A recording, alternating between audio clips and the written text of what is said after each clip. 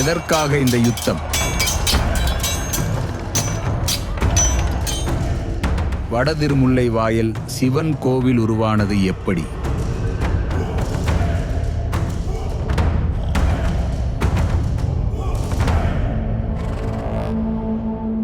காஞ்சிபுரத்தில் இருந்து அரசாட்சி செய்து வந்தார் தொண்டைமான் மன்னர். அதே வேளையில் தொண்டை நாட்டில் வடதிசையில் முரடர்களாகிய வாணன், ஓணன், காந்தன் என்ற 3 குறும்பர்கள் இருந்தனர். எருக்க தூண்களும் வெண்கல கதவும் கொண்டு ஒரு அரண் அமைத்து ஆட்சி செய்து வந்தனர். அவர்கள் வன்முறையில் ஈடுபட்டு மக்களை பல வகையிலும் துன்புறுத்தி வந்தனர்.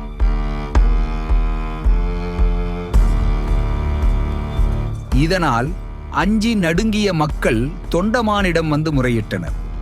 அதை கேட்ட மன்னர் அவர்களின் அடாத செயலுக்கு ஒரு முடிவு கட்டி அவர்களை அடக்கி வைக்கும் நோக்கத்தோடு காஞ்சியிலிருந்து படையுடன் கிளம்பினான்.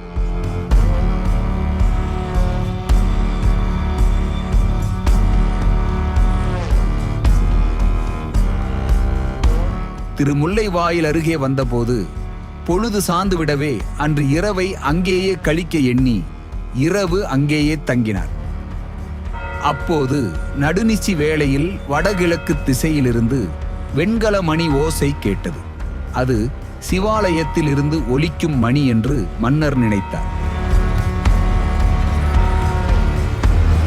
அது சிவாலயத்தில் இருந்து வந்த ஒலி அல்ல, அது குறும்பர்களின் அரணிலிருந்து வந்த ஒலி என அமைச்சர் சொல்ல, உடனே வெகுண்டு எழுந்த மன்னர் குறும்பர்களுக்கு ஒரு முடிவு கட்டும் நோக்கத்தோடு தனது படையுடன் விரைந்து சென்றார்.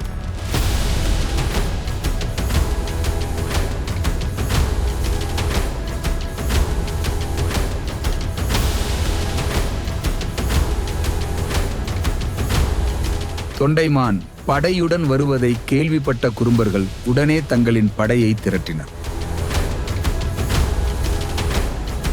குறும்பர்கள் தெய்வமான பைரவரின் வரத்தால், ஒரு பூதத்தின் உதவியால் அவர்கள் தொண்டமான் படையை விரட்டி அடித்தனர்.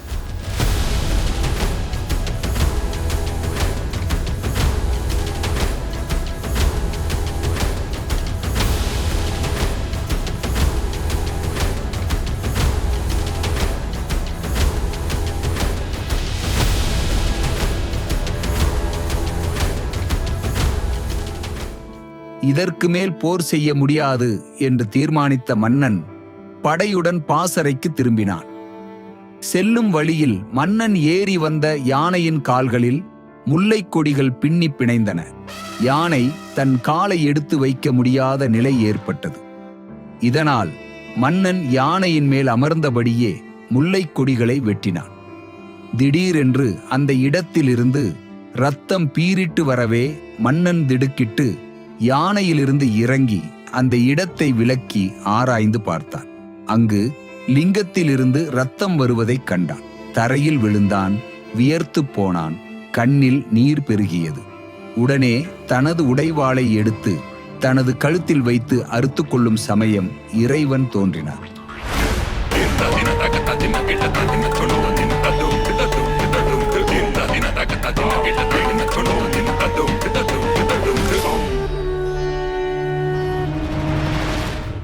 மன்னா, வெட்டுப்பட்டாலும் குற்றமில்லை. நான் மாசில்லா மணி, கவலைப்படாதே.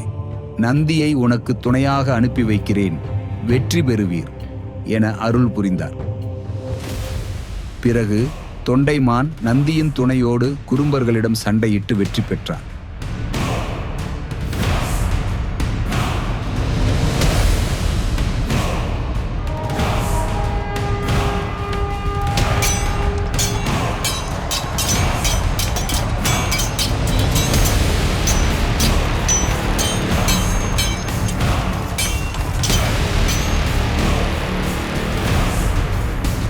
பின் அவர்களின் அரண்களில் இருந்த 2 வெள்ளருக்கு தூண்களை எடுத்து வந்து திருமுல்லைவாயிலில் இறைவனுக்கு திருக்கோவிலை கட்டிவித்தார்.